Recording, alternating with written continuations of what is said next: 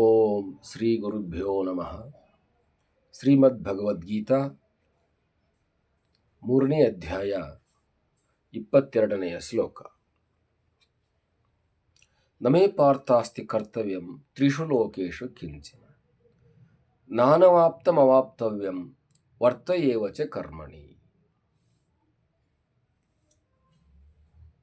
Arjuna, listening, there is no duty in all the three words for me to perform, nor is there anything worth attaining unattained by me, yet I continue to work.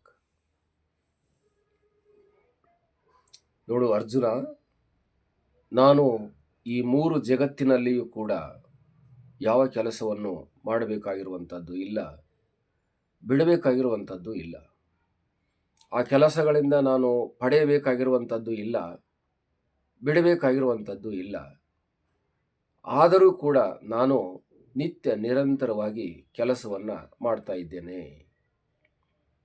ಕಾರಣ ಏನು ಅಂತಂದರೆ,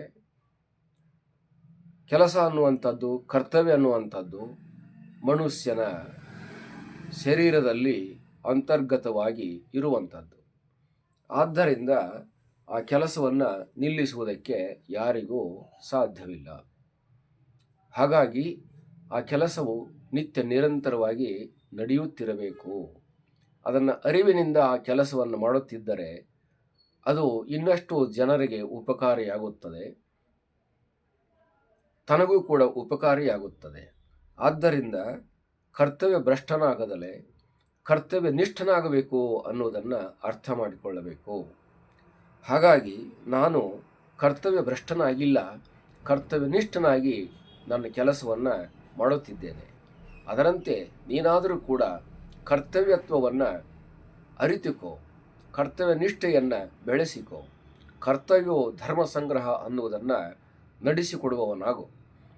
ಆ ಕರ್ಮದಿಂದ ಬರುವಂಥ ಪಾಪಗಳಾಗಲಿ, ಲೋಪಗಳಾಗಲಿ, ಪುಣ್ಯಗಳಾಗಲಿ, ಸುಖಗಳಾಗಲಿ, ದುಃಖಗಳಾಗಲಿ, ಅವುಗಳನ್ನು ಯಾವುದನ್ನು ಮನಸ್ಸಿನಲ್ಲಿ ಇಟ್ಟುಕೊಳ್ಳದಲೇ ನಿನ್ನ ಧರ್ಮರೂಪವಾಗಿರುವಂಥ ಕರ್ತವ್ಯವನ್ನು ನೀನು ಮಾಡುತ್ತಿದ್ದರೆ ಖಂಡಿತವಾಗಿಯೂ ಕೂಡ ನಿನಗೆ ಜಯ ಅನ್ನುವಂಥದ್ದು ಸಿಕ್ಕಿರುವಂಥದ್ದು. ಉದ್ಯೋಗಿನಂ ಸಿಂಹಂ ಉಪೈತಿ ಲಕ್ಷ್ಮಿ ಅನ್ನುವಂಥ ನೀತಿ ಮಾತನ್ನು ಅರ್ಥೈಸಿಕೊಳ್ಬೇಕು. ಯಾರು ಕರ್ತವ್ಯ ನಿರತರಾಗಿದ್ದಾರೋ ಅವರನ್ನು ಎಲ್ಲ ಸಂಪತ್ತುಗಳು ಕೂಡ ಅನುಸರಿಸುತ್ತವೆ. ಕರ್ತವ್ಯ ಭ್ರಷ್ಟರನ್ನು ಎಲ್ಲ ಸಂಪನ್ನಗಳು ಬಿಟ್ಟು ಓಡಿ ಹೋಗುತ್ತವೆ. ತಾನು ಪಡೆಯುವುದೋ, ತಾನು ಬಿಡುವುದೋ, ತಾನು ಅನುಭವಿಸುವುದೋ, ಅನುಭವಿಸುವುದೇ ಇರುವುದೋ ಯಾವುದಿದ್ದರೂ ಕೂಡ ತಾನು ಕರ್ತವ್ಯದಿಂದ ನಿರ್ಲಿಪ್ತನಾಗಬಾರದು, ಕರ್ತವ್ಯದಿಂದ ಬಿಟ್ಟು ಹೊರಟು ಹೋಗಬಾರದು. ಹಾಗಾಗಿ ಕರ್ತವ್ಯ ಅನ್ನುವಂಥದ್ದು ನಿತ್ಯ ನಿರಂತರ ಮನುಷ್ಯನಿಗೆ ಅವಶ್ಯವಾಗಿರುವಂಥದ್ದು. ಕರ್ಮ ಅನ್ನುವಂಥದ್ದು ಮನುಷ್ಯನ ದೇಹದ ರೋಮಗಳಲ್ಲಿ ತುಂಬಿಕೊಂಡಿರುವಂಥದ್ದು.